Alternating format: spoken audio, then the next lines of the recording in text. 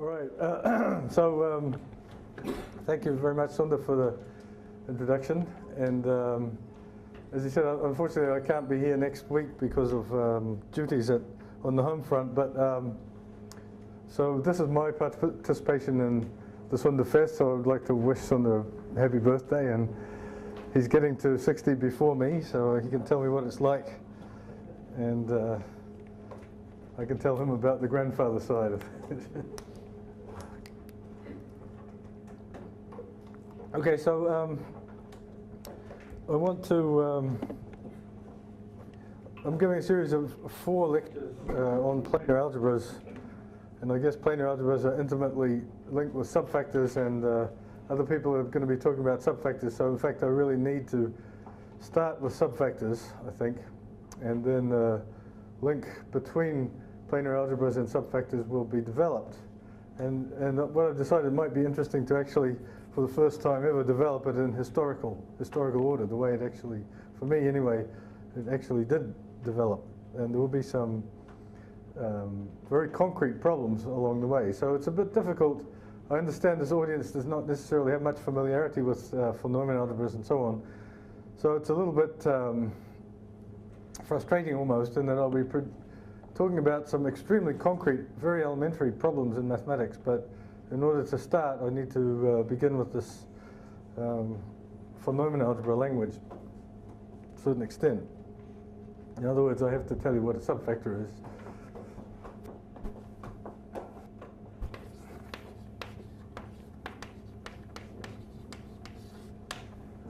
And of course, before telling you what a subfactor is, I have to tell you what a factor is, and then subfactor will be easy. So, factor. Now, I really have no idea how I should be pitching this talk in terms of what I can expect people to know and not know. So the only way to solve that problem is for people to ask questions. If I say something that you don't understand, just ask me right away, and I'm happy to explain it, if I can. Okay, so factor, we're going to have a Hilbert space.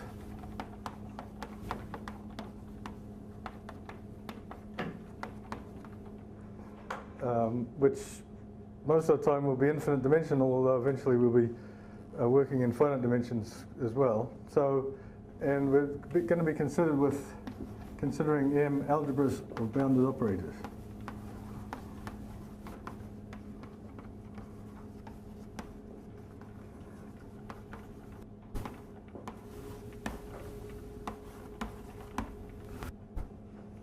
Okay, so you'll remember that Hilbert space has an inner product, and therefore bounded operators have a adjoint operation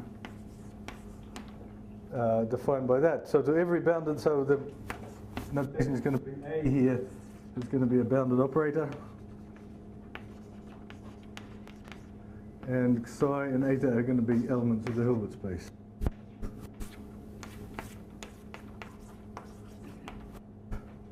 I'll try to stick to that notation.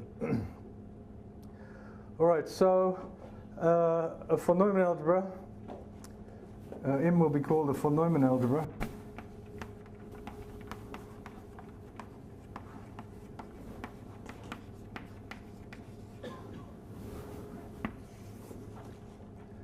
If a few conditions hold. So first of all, before everything else, it's an algebra of operators on a bounded operators on a Hilbert space, and we want M star to be M. So it's, as a set, it's self-adjoint. If any element is in it, then its adjoint is in it also. This is very important from the point of view of spectral theory. You know that if on a Hilbert space is the spectral theorem, which applies to self-adjoint operators. So if you have any operator, then you can consider its self-adjoint part. You can sort of make it self-adjoint by taking its average with its adjoint. So that's the first condition, very important. Second condition is also very important, and that's a condition from analysis, and that says that M bar is equal to M, where the topology, the closure, this is a closure, the closure is taken in the topology of pointwise convergence.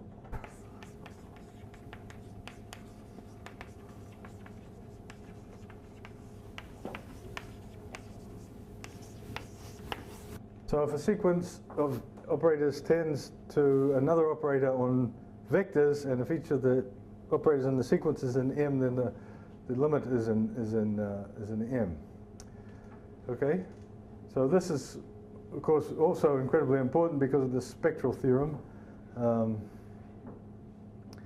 It allows you to, once an operator is, a self-adjoint operator is in, then you can apply the whole spectral theory to it and get projections and unitaries and so on. And they're also all inside M.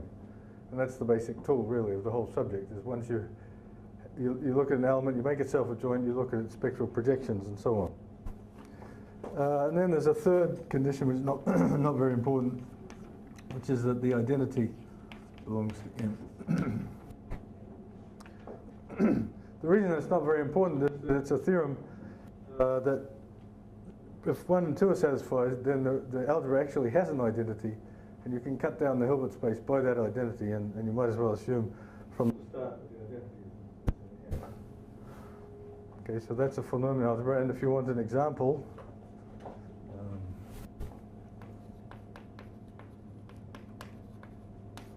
the first example, which sort of logically satisfies all three conditions, is the algebra B of H.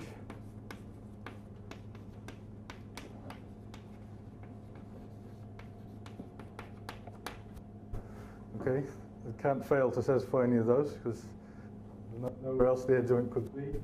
The second is the scalar multiples of the identity, which also somewhat trivially satisfies this. Symbol 1 will be the same thing as the identity. Scale, that also satisfies all those conditions for trivial reasons. If you want something with a bit more meat to it, you can look at take some standard measure space x mu, and you can let the Hilbert space be L2 of x mu, and then you can look at the L infinity of x mu. The bounded operators. The bounded operators act on the Hilbert space simply by multiplication. That's obvious. And not quite so obvious is that this algebra here of bounded operators modulo, of bounded functions modulo null sets is actually closed in the appropriate topology. So that's those three examples for you.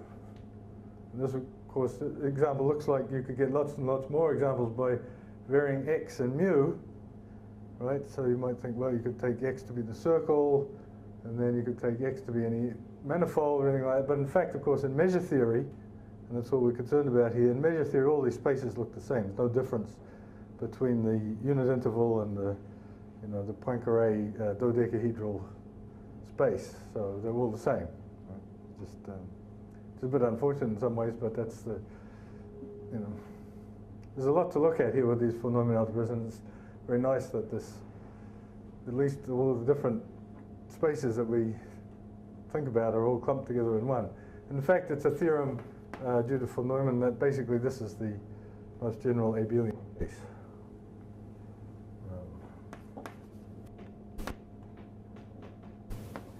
If it's abelian, then it always looks like this. Pretty much acting on this Hilbert space, but there might be some multiplicity to go along with it. So if M is abelian, you can think, well, it's just L infinity of a measure space. All right, any questions so far? Okay, so I have to assume that you're all with me. Okay, so we're now ready to define a factor.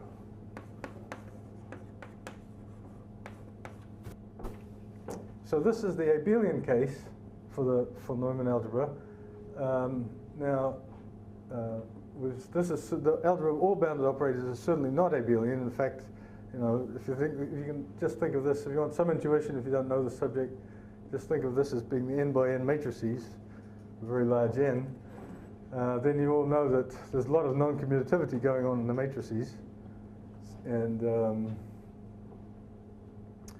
right, and factors are sort of the other extreme from this abelian case. So we're going to assume factor is M of von Neumann algebra with the extra property that the center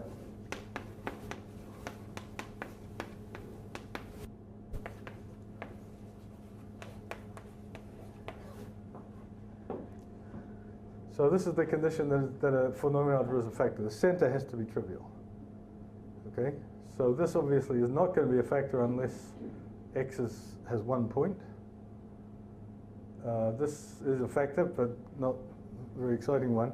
Now this is a factor. This is a real factor because it's a very simple exercise actually to show, I don't think you even need the spectral theorem, to show that there's no operator in the algebra of all bounded operators that commutes with every other operator. Just if you had one, then you can just put something together that doesn't commute with it, except of course for the identity operator. Okay, so that's a factor. And the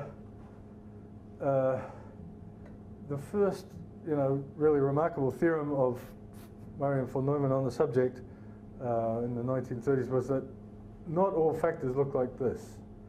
Not all factors.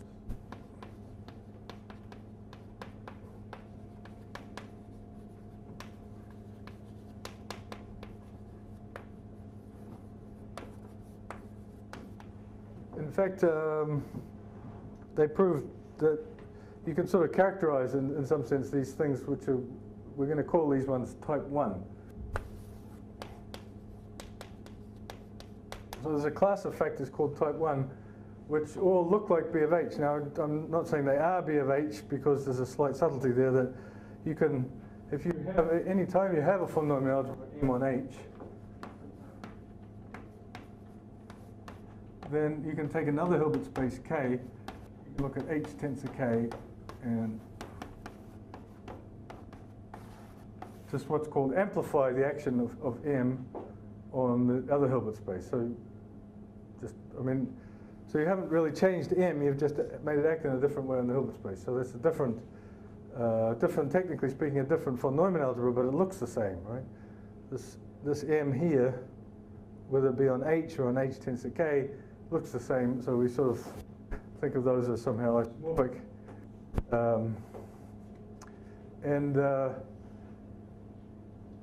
What Murray and von Neumann showed was that there are factors that do not look like this B of H even after amplification. So there are factors, this is not actually working, I'm sorry.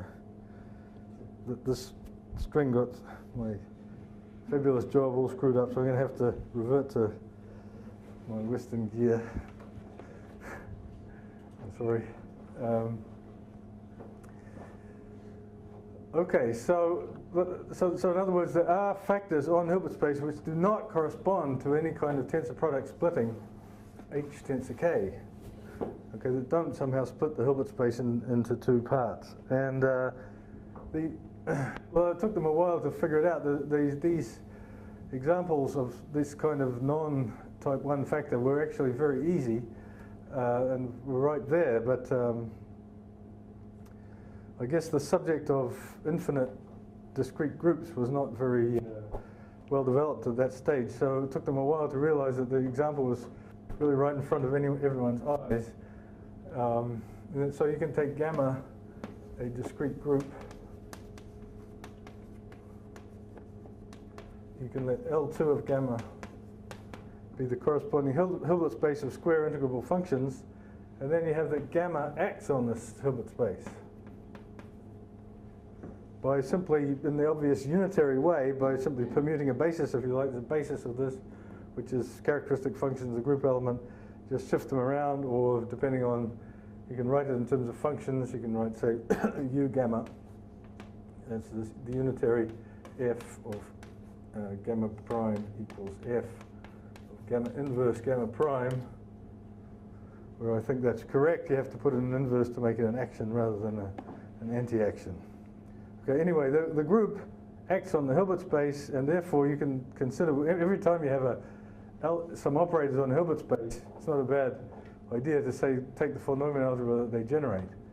So in other words, given a bunch of operators, you take their adjoints, and then you take linear combinations, close it all up, throw in the identity if you have to, and you've got a von Neumann algebra. So you do that with this group, and you, in fact, the first step would be to extend the action to linear combinations. It's automatically closed under this adjoint. So C gamma therefore acts on L2 of gamma, and then you take C gamma bar acting on L2 of gamma. This is the von Neumann algebra.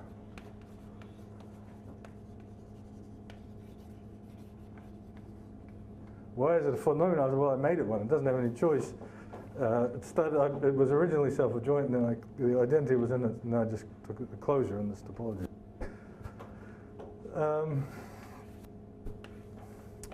All right, so before I say any more, let's just think about what would have happened if we'd done this in the simplest case, the two simplest cases. G is finite.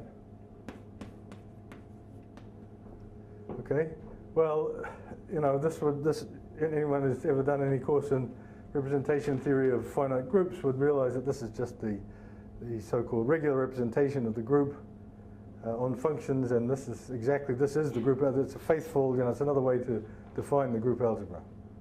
Okay, so perhaps of more interest is the case where G is infinite but abelian and cyclic, and there we can say that the group is acting by translations on itself, and we can do there's a piece of real magic, which is Fourier. We can do the Fourier transform, and the Fourier transform says that we can look at L2 of the group is actually the same thing as little L2 of the circle. And moreover, under the Fourier transform, the group translations go over into multiplication operators on this. We get this algebra that we get. So I'm running out of room for it. I'm going to have to go over here.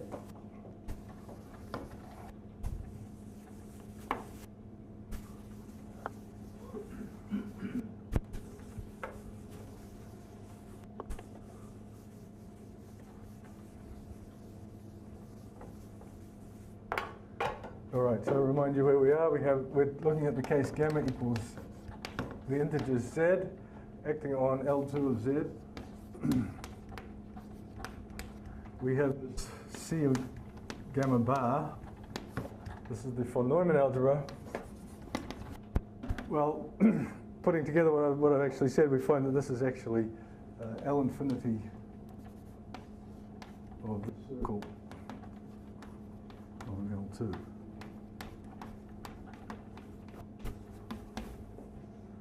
Okay, so it becomes exactly this prototypical abelian situation where you have a measure space and functions on the measure space are acting. So it's very simply understood.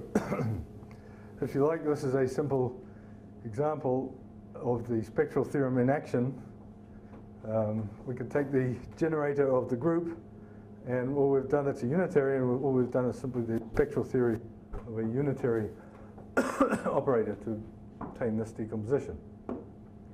So that's very nice. So there's two examples. We've got, on the one hand, the group, finite group, where it's just the group algebra, and on the other hand, we've got this more interesting situation in infinite dimensions where we've done a bit of analysis and we've got a continuous situation. We've somehow transformed this group, which was a discrete looking object, into this continuum, namely the circle.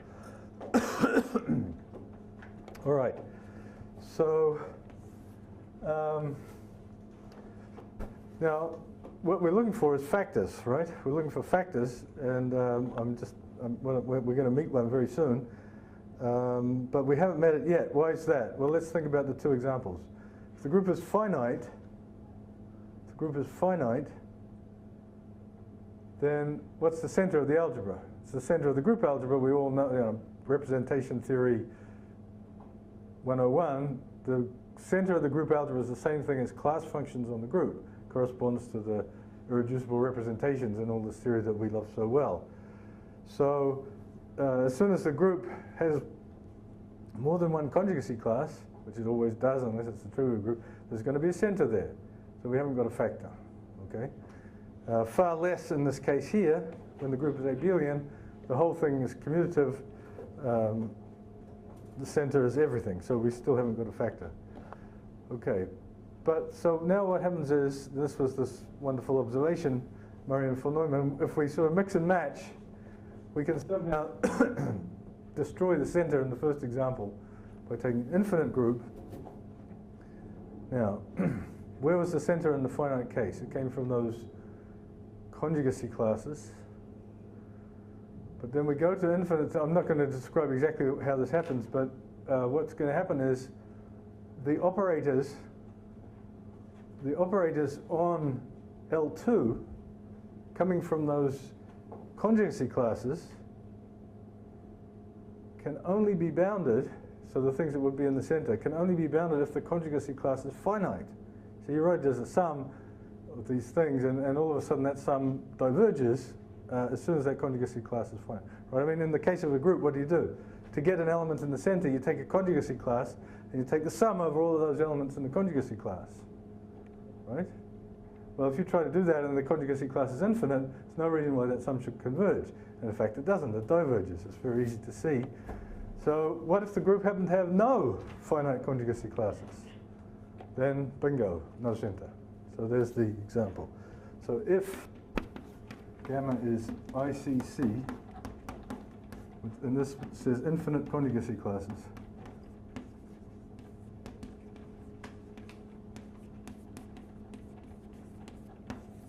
then n is a factor.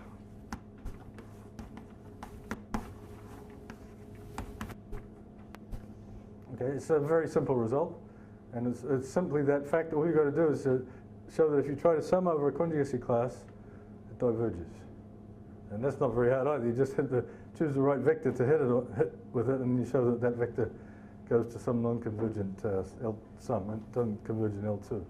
So here's an interesting phenomenon that we've got somewhere here, provided we can, of course, come up with a group, all of whose conjugacy classes are infinite. Well, that's, this day and age, that's the most trivial thing imaginable. You could just take gamma to be a free group on two generators. Okay, you start conjugating in that. By the freeness, it will make every conjugacy class will be infinite. We could take gamma equals S infinity, a group of finite permutations of an infinite set. Okay, you do a little permutation over here somehow, then you just conjugate it and shift it, and the conjugacy class is infinite. Okay. So we've actually got now, we've got two factors, not obviously of type 1. All right, so just to recap, a factor, remember, was a von Neumann algebra whose center was trivial. What we did was we defined a von Neumann algebra from one of these groups, and we somehow discovered that as soon as the group looked a bit like this, that was actually a factor.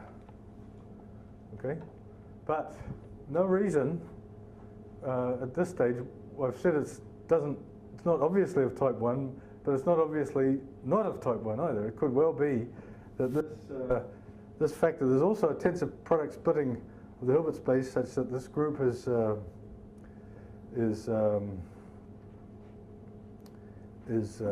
one side and the other group is on the other. Maybe even worse. Maybe this thing here is actually all of B of H. Okay? We better take care of that one first. If we want to get an exotic factor, you know, we've come up with all of B of H, we haven't got very far. So how could we convince ourselves that this is actually not B of H, first of all? Well, one thing we said about B of H was that if anything commutes with everything in it, it's got to be a scalar. So if we can come up with a non-scalar that commutes with everything in this, we're done. It's not B of H, right? So can anyone think of a non-scalar operator that commutes with all of this translation on the group? So at this stage, the audience probably divides into those who already know and those who don't, and those who don't probably won't get it. But well, it's very simple. I mean, so our group acted on this basis element by shoving it around by left translation on the group. Well, left and right translation on the group commute.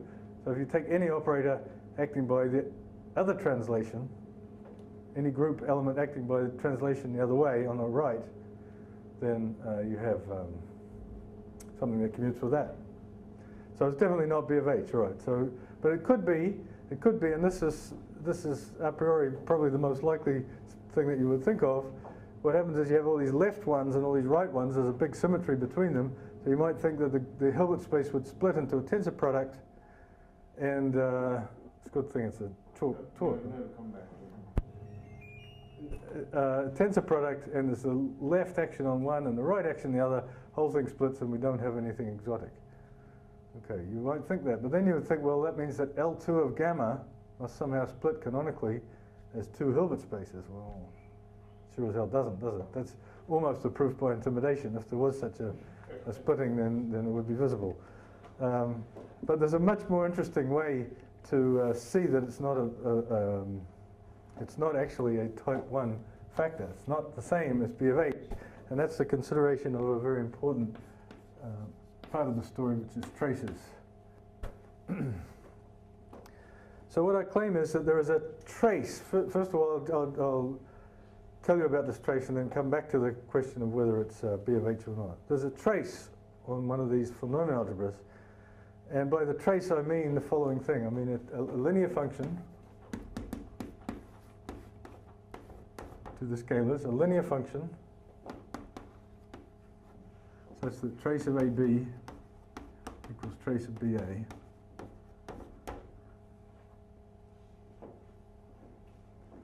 Okay, so I'm going to construct for you such a function.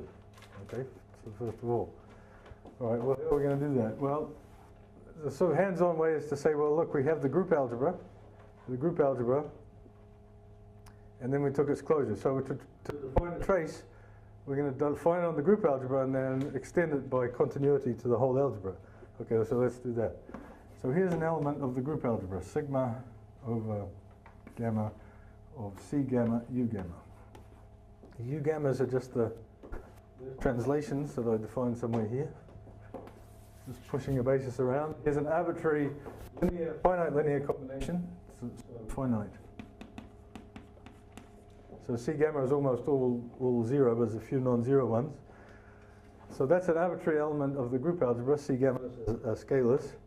And we just say the trace of this is equal to C of the identity of the group. This is a well-known game in finite groups, and it's a well-known game in Fourier series as well. If you did that for G equals Z and went over to the L infinity space, then this trace is simply the integral of the function over the circle. So this is some kind of commutative integral. Okay, well, what I assert is that that does have the right continuity properties, and it does extend to the whole phenomenon algebra. So trace extends to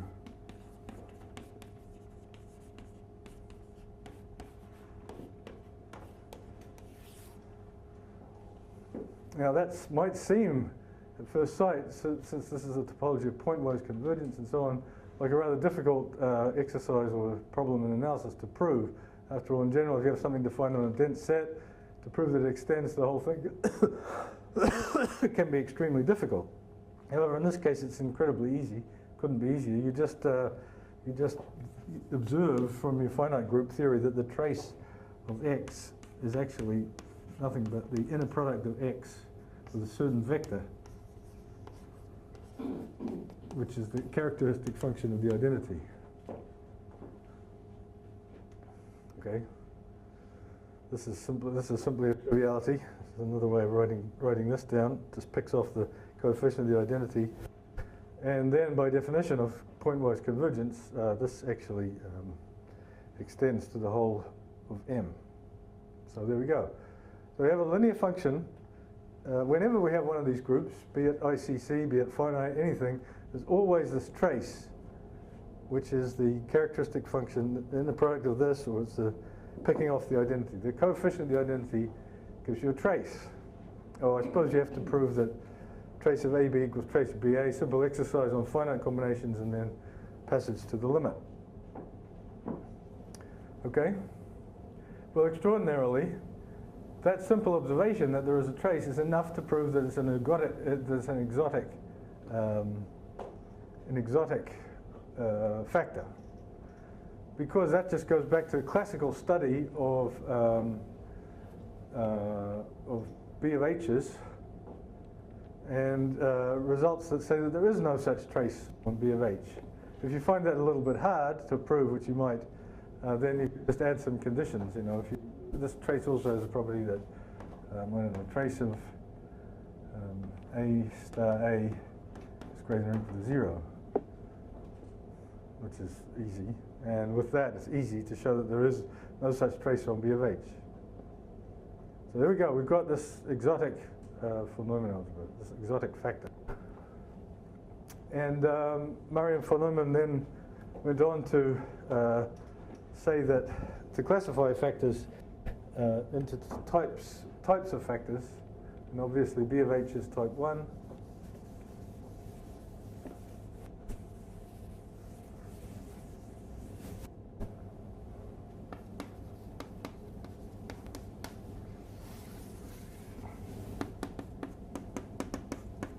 Then there's type 2-1,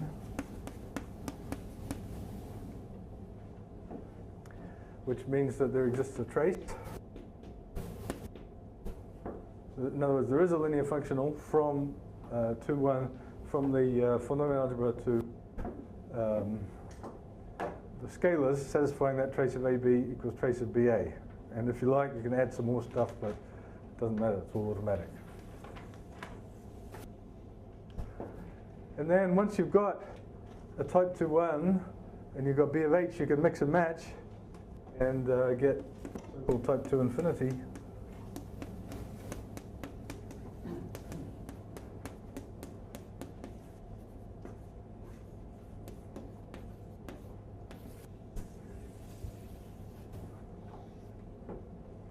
Tensor B of H. Now, I guess in order to get out of the type 2-1 situation, you have to have H being infinite dimensional here. H is infinite dimensional. And then, most remarkably, I think one of the most impressive things about this Murray von Neumann series of papers is that they also added another kind, which is type 3, and they showed the existence of it. And the definition of type 3 was basically none of the above. So in other words, there are factors Murray and von Neumann showed in either of type 1 or type 2. So in other words, those of you who know a little bit of bounded operators theory on Hilbert space know that although there's not a trace defined everywhere, there is a trace defined on these so-called trace class operators. And you can do the same in type 2 infinity. You can define sort of trace class things where on certain operators there's a trace. Type 3, you can't even do that. There's no way to access anything in terms of a trace. Okay, so that sums up the very rapid summary of the Murray von Neumann papers in the 30s and 40s. So we have existence of all of these kinds, yes? So the trace of A star A condition, is it a consequence of the other ones, or is it? Well, well, up to a sign, yes. If I added the normalization condition, for instance, then it's actually completely unique. So since there is one, that has to be satisfied by that one. I'm sort of sweeping under the rug many years of work and wonderful theorems of people, and not attributing anything to anyone that it should be attributed to. But so another question that you should be asking me, of course, is what about these two examples here? These both, any group, any ICC group is going to give you a 2-1 factor, right? 2-1 factor is when there is this trace. And there's always this trace when you have the group situation. So the question is, what about the 2-1s that you get from these two groups, for instance? Are they the same? And another remarkable thing, in the last paper of their series, Murray and von Neumann showed that they're not. Okay? So, so C of F2 bar is not isomorphic to C of S infinity. This was a really important result. To let me impose my own philosophy on Murray and von Neumann. I don't really know whether this is true or not, but certainly the papers that they wrote read like it was true. When they first went into the subject, they started out by trying to show that everything every factor was B of H, was a B of H. Okay, they did this, you can see the proof of their understanding of 2-1 factors. What they had to look for was some kind of, minimal projections get to a basis or something. So they were trying to look for these minimal things, and then they found that there weren't any. There were these examples, not actually this particular, there's examples where there are none of these, you can't get at a basis. You sort of start channeling down to it, but it's not there because of continuum. So having failed to do that, they realized that there were these 2-1 factors, and they said, well, that's it, obviously. Maybe 2-1 and this tensor product, and that's it. And I'm sure God is nice, it's just one 2-1 factor, and then so there'll be this type 1 infinity, this 2-1, and then we'll understand all algebras of operators on Hilbert space. So they discovered two things. First, that there was these type 3s. Okay, that was a hard piece of work, but maybe not that scary. Well, there's this one type 3 as well. And we've got a type 1, this is the theory of operator algebras, this is a type 1, there's a type 2-1, there's a type 2 infinity, and there's a type 3, and we've got the whole list. But then, right at the end of their series, they discovered that there's 2 different type 2-1s. So things are not looking so good. And in the intervening years between 1940-something and now, one of the first things to be discovered was that there was a uncountable infinity of type 2-1s and an uncountable infinity of type 3s. So these algebras of operators on a Hilbert space, if you look at the non-commutative situation, they just don't all collapse into one, a nice family of examples, which is what you might have hoped for from the commutative situation. Because remember, if you look at commutative polynomial algebras, they're all L infinity of a measure space. And there's only one real self-respecting measure space that you're looking at. So it looked like, all of these polynomial algebras, as soon as you take this closure and this pointwise topology, you've got everything into some nice chunks. But it was not to be, and the first sign of that really was the non-isomorphism of these two 2-1 factors. For me, that's sort of the whole series of papers is an absolute miracle, and to crown it off with this non-uniqueness of the 2-1 factors was really staggering, going from there to there from nothing at all. Okay, so that gets us to 1940s and so on, and I would like to say a lot more, but I'm not giving a course on polynomial algebras. So there was some lots and lots of nice discoveries and work by the type 3 case began to be understood by some work of Tomita and Takasaki, and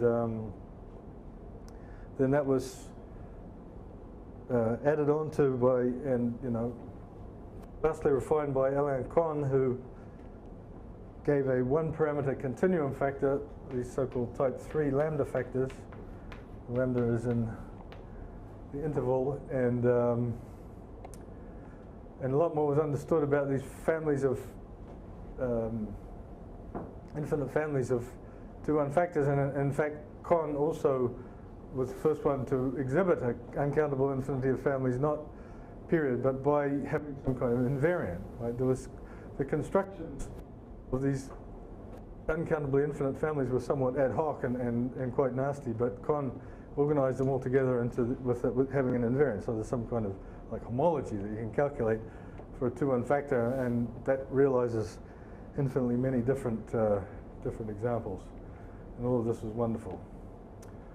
All right, but I'm here to talk about subfactors, and we need to get going in that direction. So I have to cut short this wonderful theory of global polynomial algebras and get straight to subfactors.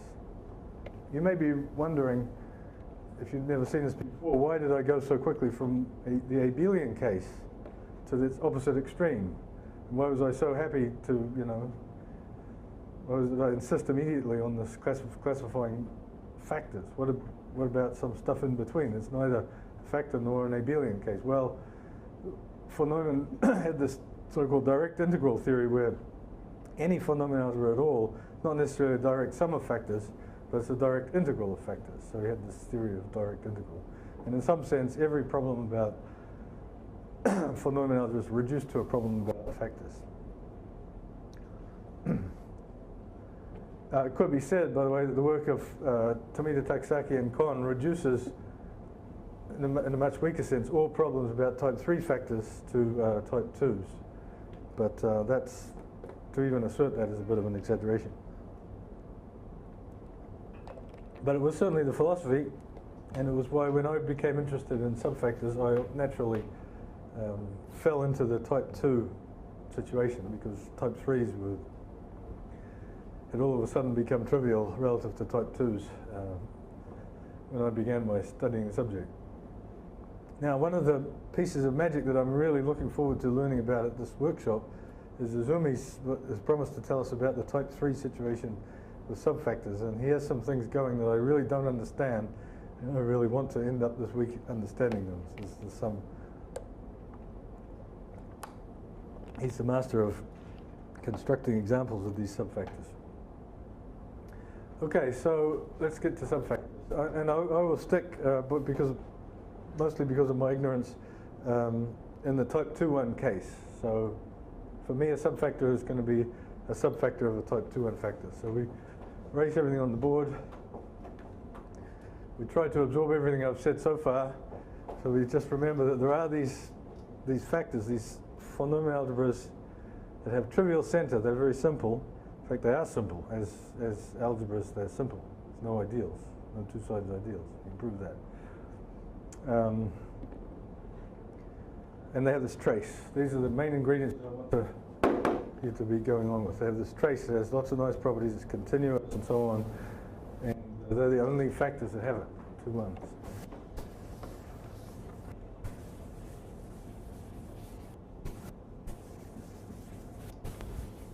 Sadly, they're far from unique, but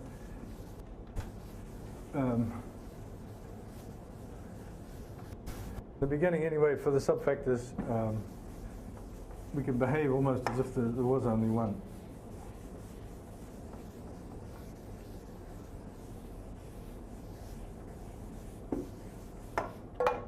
Right, so let's condense everything I've said so far into one couple of symbols. M is a 2-1 factor, and trace from M to C.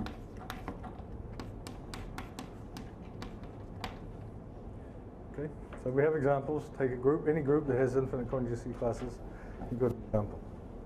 Right, a subfactor is a subfactor, right? What could be more obvious?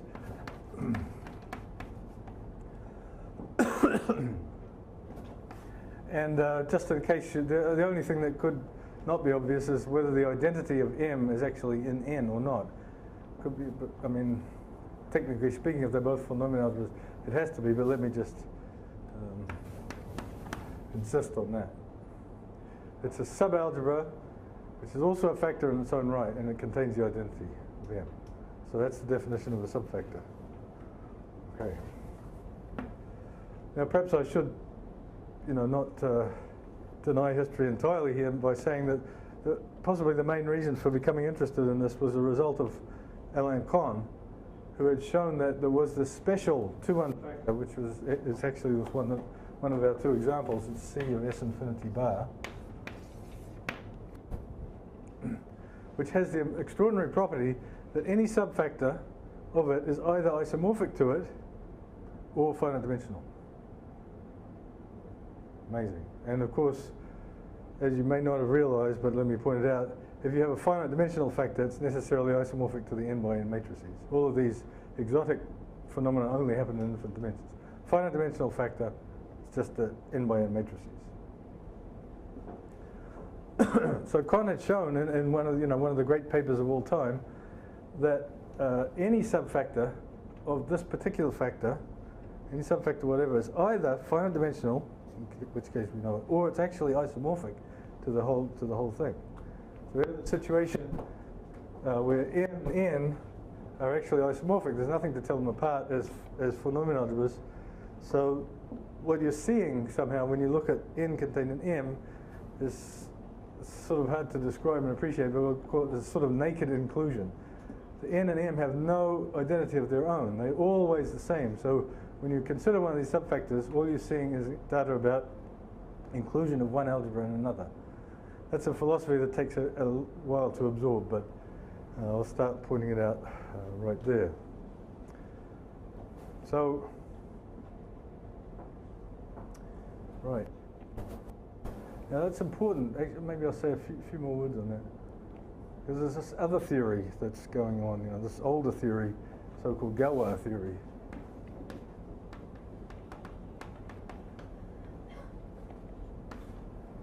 Where, we're not talking about factors, we're talking about fields and field extensions and so on. And so just imagine, if you will, that n instead of being a 2n factor is something much easier to lay your hands on. It's a field, and this is a field extension. Okay, well, we all know the most important thing about that is the Galois group, right? The Galois group, and there's these this so-called Galois extensions, which are almost all-encompassing, these characteristic zero, where this is a Galois extension where there's a group of automorphisms of the big field, and this field is a subfield. And this was the origin, as we know, of the concept of a group. We looked at, Galois looked at the equations and the roots of equations, how the group permutes the roots, and that was the origin of groups and actions of groups. So this was a field extension and group. So the concept of group came out as somehow describing, if you like, the inclusion of one field in another. Okay? But you had gazillions of different fields, non-isomorphic fields, which would give you the same Galois group.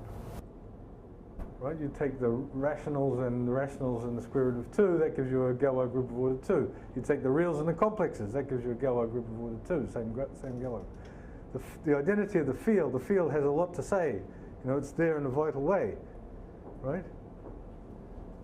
But in the subfactor world, we have this amazing, extraordinary subfactor, which has no identity whatsoever. It's sort of all fields at once.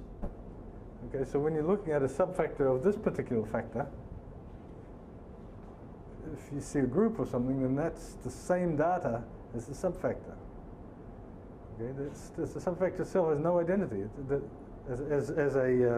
as an algebra, whereas in Galois theory, these you get lots and lots of groups giving rise to the same subfactor. So let's push that Galois idea a little bit further and say, well, how could we get examples of subfactors? Examples of subfactors. Well, Galois theory says take a group action and look at the fixed points. So if we have a 2n factor, so example. We borrow everything from Galois theory, notation, lock, stock, and barrel. N equals m to the g, g a group of automorphisms.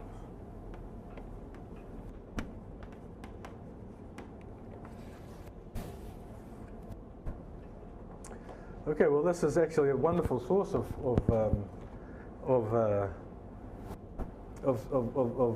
subfactors. These fixed points by groups, except that it might not be a factor, right? It's certainly a subalgebra. Trivially, it's going to be closed and containing identity and all that junk, but it may not be a factor.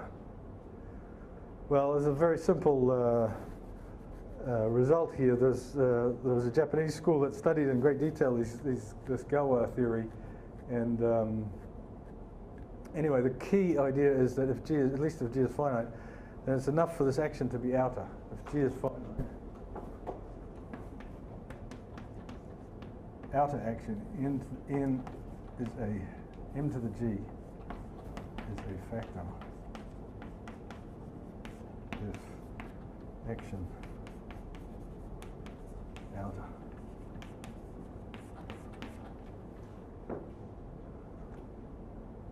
What do I mean by that? Well, that means that inner automorphism is obvious conjugate by an invertible or unitary, and outer automorphism is not conjugation by a unitary. This is one of the first interesting things that comes out of these 2n factors, is that unlike the n by n matrices, they actually possess outer automorphisms. Okay, and we can see that immediately from our example here. C of S infinity. So here's an automorphism of S infinity. I just take a permutation of the set, right? and then that acts in the obvious way on the group S infinity, and therefore on the von Neumann algebra. Okay. Well, we take a big set like the integers, and so with the S infinity is a group of permutations of the integers, finite support, and then we simply take a permutation that doesn't have finite support. So we take all of the positive integers, swap them with all the negative integers, fix 0. That's a permutation with infinite support. It obviously induces an automorphism by naturality on C of S infinity. There's no way it can be inner, because with inner, the inner things are only going to allow you to push around so much, a finite amount of stuff. Massive group, therefore, of outer automorphisms. So therefore, a massive source of subfactors. Just take any finite group of outer automorphisms, and then to each one you've got a subfactor. All right, and the Japanese group went on to do what they could of Galois theory in this situation, and they did a great job. And in particular, there's all of the theorems, a lot of the elementary theorems about Galois theory are just strictly true. For instance, there's a Galois correspondence between, if you look at Mg contained in P contained in M, subfactors, intermediate subfactors to a fixed point algebra. There's a Galois correspondence between those and subgroups of the group. What else? The important one. The important one, right, is this one, that the automorphisms fixing m to the g of m is equal to g. Obviously, g fixes its fixed point algebra, and any other automorphism that does actually has to be an element of g. So, lesson, you can recover the group, finite group, from the subfactor. Given the subfactor, this one here, tells you what the group is, just like in Galois theory, no difference. However, once again, if you took this magic factor, which Connor's shown is only, nothing different about its subfactors, it says that you don't get anything else but the group. Okay? So if you take the group fixed points for finite group action on this particular factor, this one here, that data, this one algebra included in the other, is no different from the data of the finite group itself. Okay? So, if for some reason, quantum mechanics had been discovered before Galois and von Neumann algebras before finite groups and group extensions, group theory would have been a lot easier, because it would have been discovered as certain subfactors, and there just wouldn't have been any question. It would have been just group, subfactor, same thing. Okay, so that's the philosophy that was developing, that came along. And the natural question was, it was a very natural question,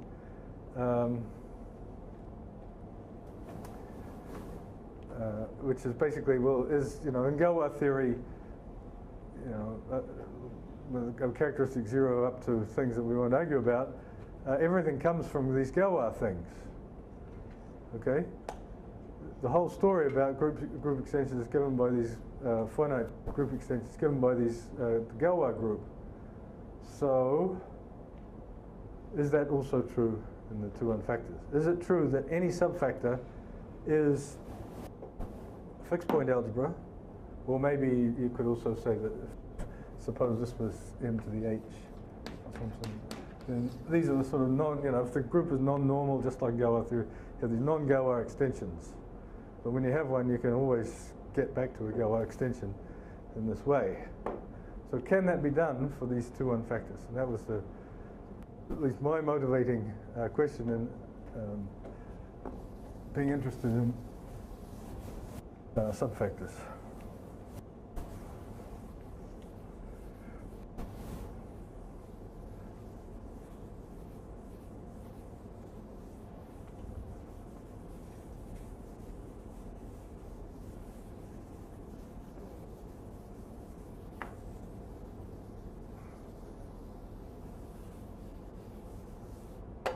So, question.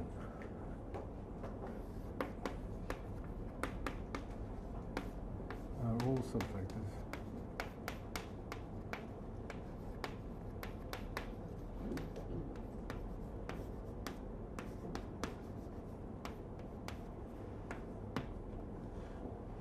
Do all subfactors look like that?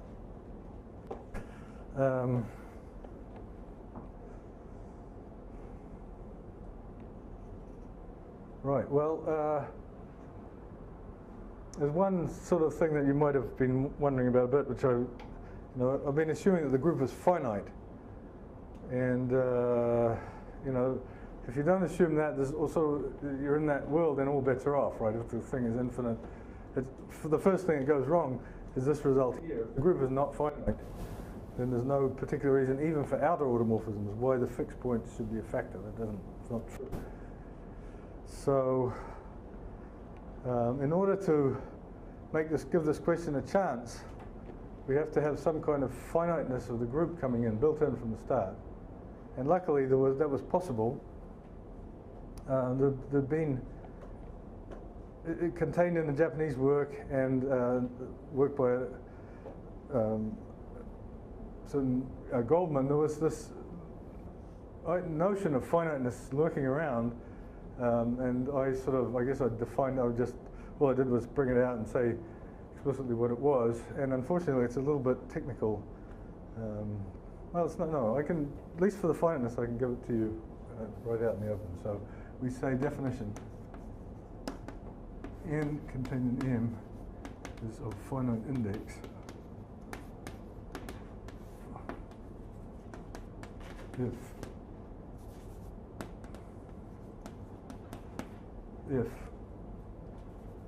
M is a finitely generated. So there's the first real gutsy question in the theory. Are all finite index subfactors of the form m to the g contained in m to the h?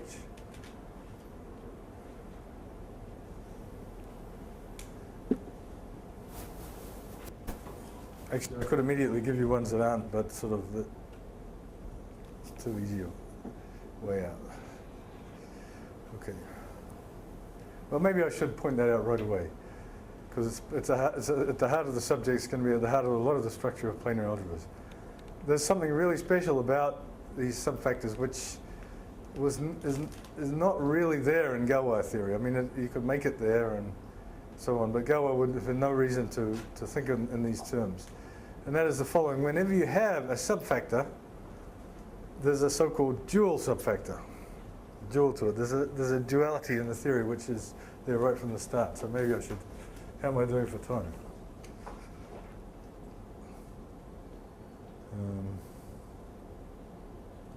So I started at, sorry? I have 20 minutes. Oh, I'm looking it upside down. I thought I still had an hour and a half to go.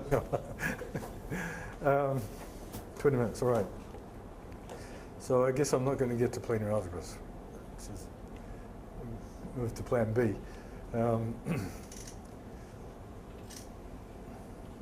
Right, so duality. This is very important.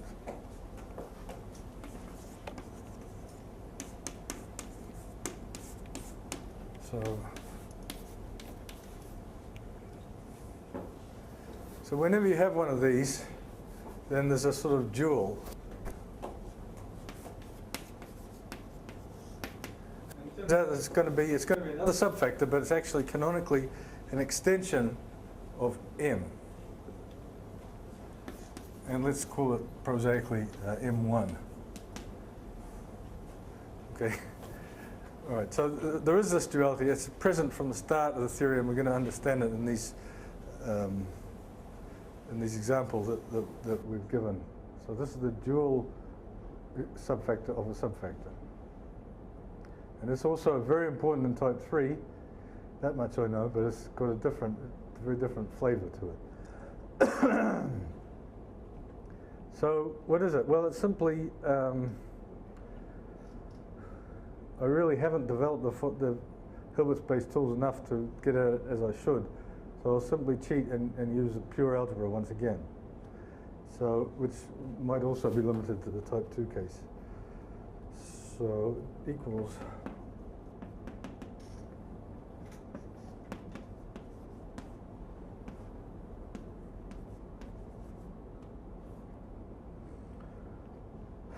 what's that? That's the algebra of M linear it's the algebra of linear maps from M to itself which commute with the right action of N. So we're back in this game that we hinted at earlier with the groups, with the left action and the right action. So we think about whenever you have a subalgebra of an algebra, everything is acting on the left on the algebra, but it's also acting on the right, and the two actions commute. So you can look at the algebra of all linear transformations of M that commute with the left action. So here's the situation. We sort of have M here, sitting here, and we have the whole thing acting on itself on the left, by left multiplication. We have N sitting in there, so therefore it naturally acts on M by left multiplication. This picture needs to be brought out a bit. This is an important picture.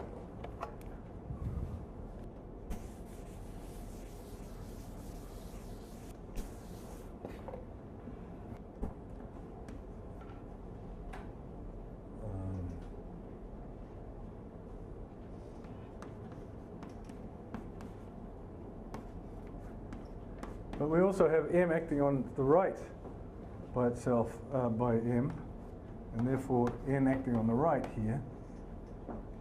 Okay, but now we can look at so-called commutants or endomorphisms. We can look at everything. Okay, suppose we ask the question, what's the algebra of everything that commutes with the left action? Well, it's sort of trivial because M has an identity that's exactly the right action. Okay, so we have, what I'm trying to say is this picture is not quite complete. If we take the commutant, the centralizer of this action, it's this action. But what if we take the commutant of this action? Well, it's some other algebra over here, which we write N prime, obviously contains N. And then there's something missing here, which is, this is M1. It's the commutant of this guy. The linear transformations of M, it's acting on M, that commute with the right action M. Okay? So you could do this in Galois theory, nothing to stop you. But what you would get, of course, is, well, what would you get? Think about your Galois theory for a second. You have this normal basis theorem and so on. If you did that for an extension of groups, what you would get is actually the algebra of matrices of a certain size over the small field. So Galois wouldn't have done that because you're immediately in a non-commutative situation, and he was thinking about commutative fields. But there's no reason why this construction was not accessible in Galois theory.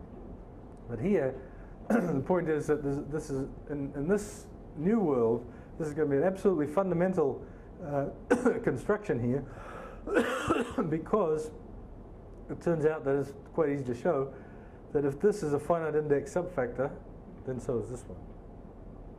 So you just get straight back. Whereas in Galois theory, you would have gone from big step from the commutative to the non-commutative world, and you wouldn't have wanted to take it. Here, since we're in a non-commutative world already, it's quite natural. You wouldn't be at all scared of doing this construction. So this is the fundamental duality. And the sort of negative answer, the immediate cheap negative answer to this question is to simply take this duality and apply it to this example. So no dual to this. In fact, for that matter, the dual to the mg contained in M. The dual to that is not a fixed point algebra either, but you know, between friends, that's not really a very satisfactory answer to that question. I mean, the next question is any subfactor of that form or dual to it? So that's the question we have to answer. And we're going to kill all hopes of such a theorem being true by introducing the notion not just of the finite index, but of a numerical invariant called the index.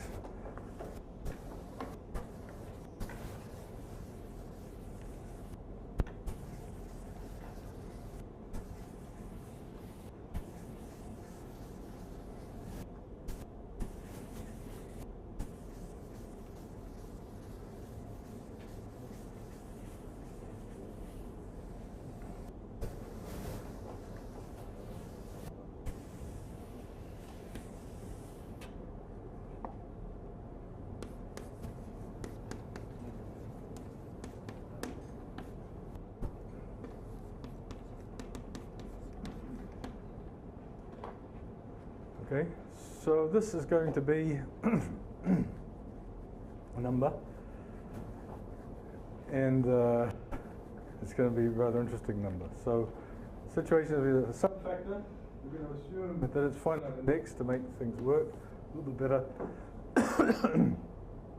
And now I have to pick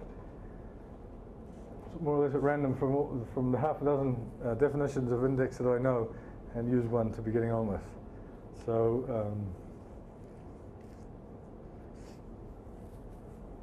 let's choose this one. This one will have the advantage of introducing. So let's go back to this picture here.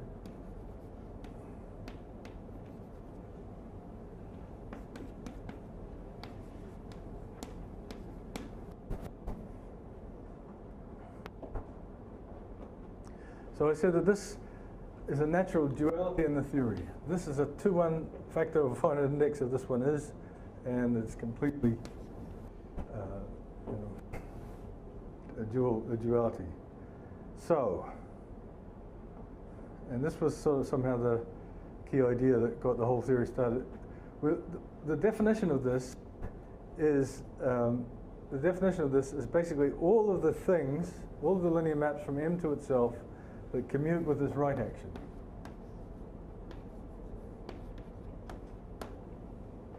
All of the things that commute with the right action of N. All right? N, that's the key. M itself is the things that commute with the right action of M, but what about commuting with the right action of just M? Can we think of an element, a linear transformation from M to itself, which commutes with the right action of N? Well, yes, of course we can. There's all of M actually on the left. But what about something else? Something else. Well, here there was this God-given thing also coming from the Japanese school. Who was the first person to define the conditional expectation? Umegaki. Right? Umegaki.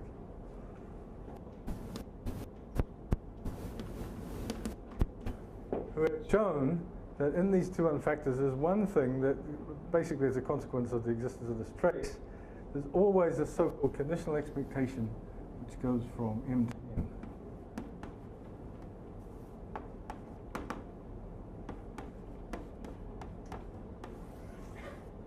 And it's called conditional expectation.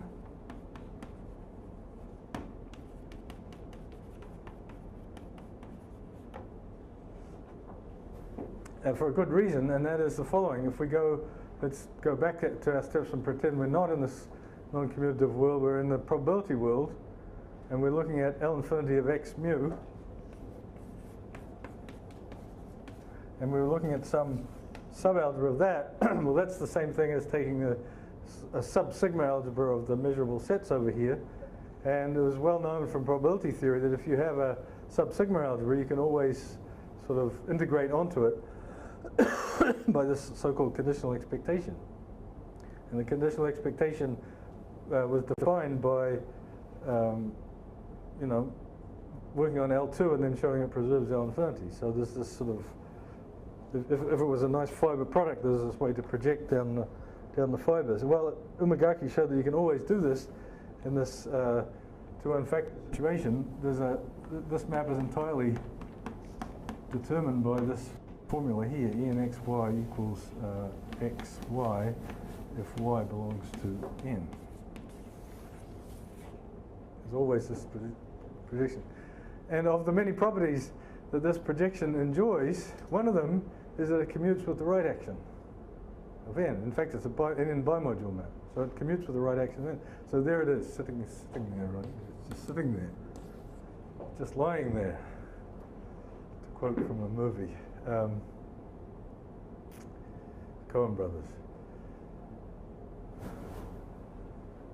So it's there. Okay, it's an operator. It's canonical. It's God-given. You know, it's just. So let's do something with it. What can we do with it? Well, this is a 2-1 factor.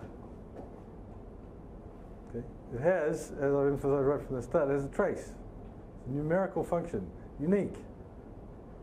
Numerical function, so we can simply take its trace.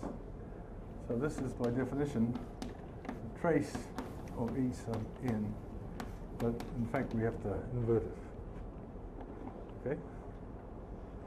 So there, I did it. I got a number for you. So now, of course, you're going to say, well, this number better have some good properties. What it better have is, in the case of Galois theory, it better give you what you would expect, the degree of the extension. So exercise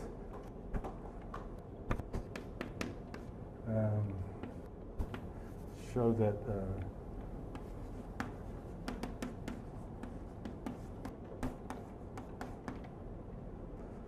so when you've done that exercise, you might wonder, why is it called index rather than degree? Well, let me give you another exercise which is actually a lot simpler, which is if you take C gamma bar,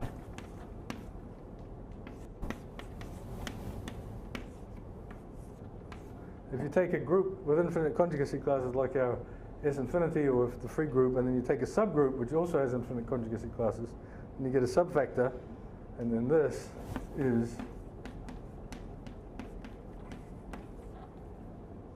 gamma 0, okay? And this is the index of this group in this one. So that's sort of, historically somehow this example came before the other one or something, and so it got to be called index. Actually, it was called for a brief while, it was called codimension, but then it was realized that was not such a good definition.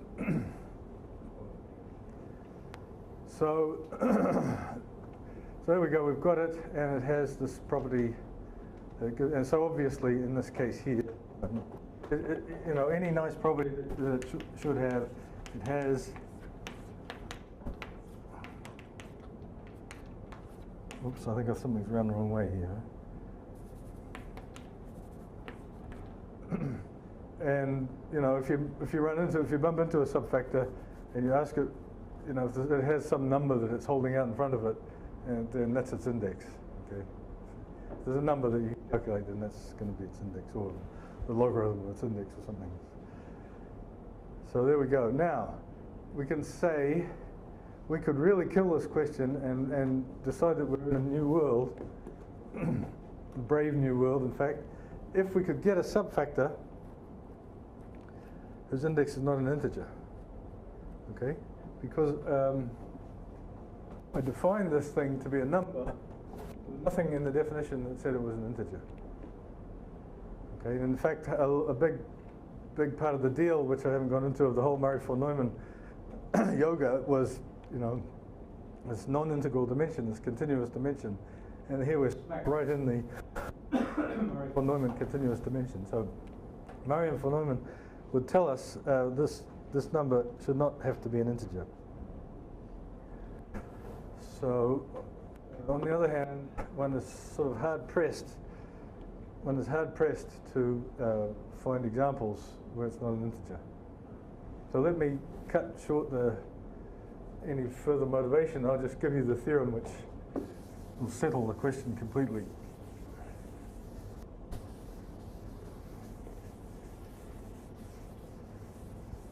And it'll get me to about the point where I wanted to be at the start of this lecture.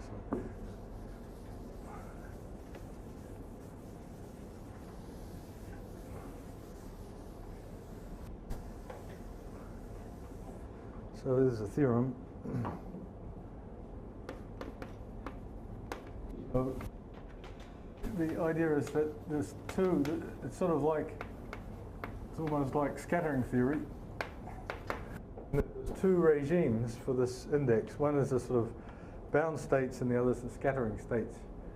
So if the index is less than 4, then there exists k belonging to z k greater than or equal to 3. There's an integer greater than or equal to 3 n equals 4 cosine squared pi over k,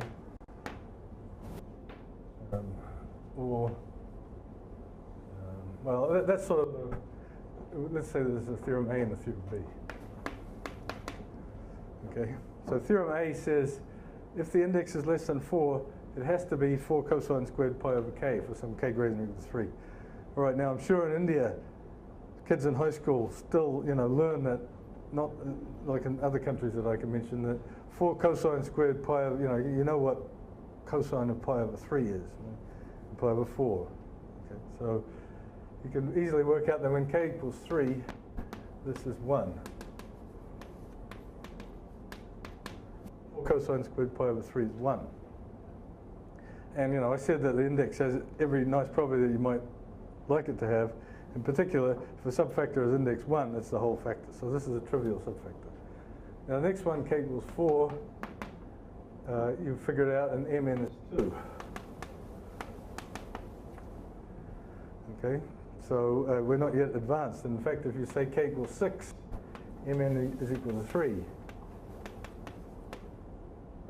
Okay, so in terms of finding subfactors to as counterexamples to our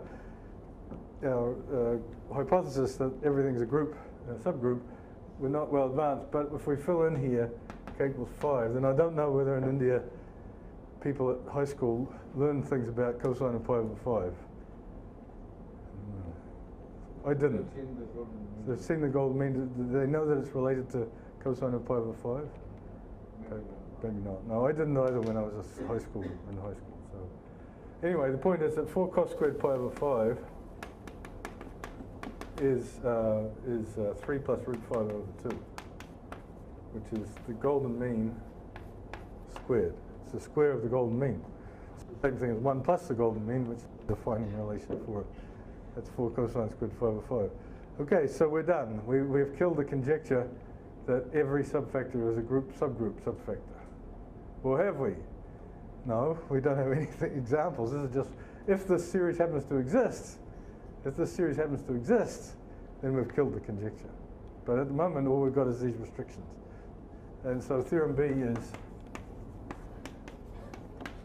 for all 4 cos squared pi over k as above, and for all r belonging to r greater than or equal to 4, there exists n of m.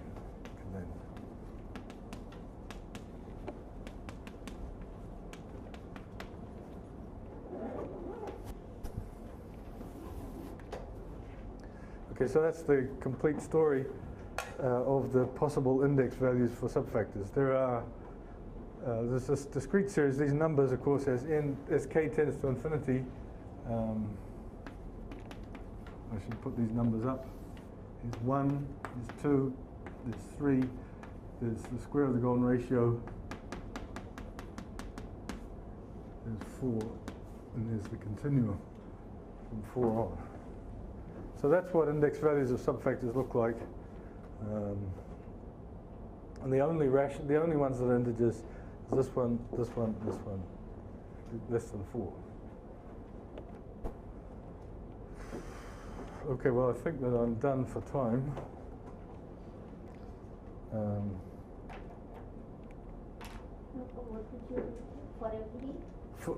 So I've used some pretty bad abusive notation. For every number of the form 4 cosine squared pi over k as above, these ones, and moreover for every real number bigger than 4, there exists a subfactor having that number, i.e. 4 cosine squared pi over k, or let's call it r.